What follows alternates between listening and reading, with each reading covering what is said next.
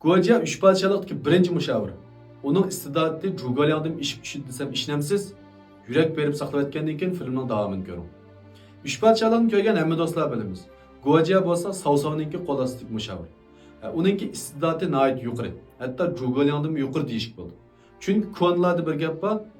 Guoja busi, Wolong buchu deydigan. Bu gapning ma'nosi bo'lsa, Guoja o'lmagan bo'lsa, Jugalyan tog'dan tushmaydi degan ma'noda. Hamda Guojaninki chiqargan qarorlari va o'ttirib qo'ygan taktikalarning ichida asosan mag'lub bo'lgani yo'q. Nihoyat yaxshi, no'sh taktikalarni Savsovga u ko'rsatib berdi. Nurg'un qatim Savsovmi Guoja o'lib ketgandan keyin nihoyat qiyinchilik uchragan vaqtda agar mushu vaqtda Guoja men aql ko'rsatgan bo'lsa yoki yenimli bo'lgan bo'lsa, chuqur men yaxshi amal topa olaydim. Chuqur bilan mag'lub qila olaydim deb qayta uni esga oladi.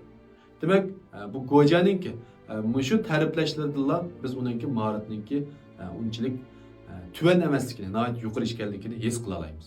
Unda bo'lsa Guoja nima sababdan o'lib ketgan? Guojaninki bir kamchiligi bor. U nima degan vaqtda u o'yinga bak amroq, bo'libmi ayollarga bak amroq.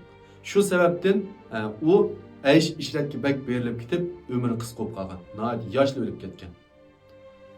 Demak, siz nihoyat iqtidorli bo'lsangizmi yoki cho'ng ishlarni qilmoqchi bo'lib, shuni orzuyingiz tutgan bo'lsangiz, demak o'zingizning nafsingizdan voz kechishni bilishingiz kerak. Bir ishlarni cho'qim joyida oshirib etmagan asosda qilish kerak. Bo'lmasa, u ishlar sizga balo-ofat olib keladi degan gap.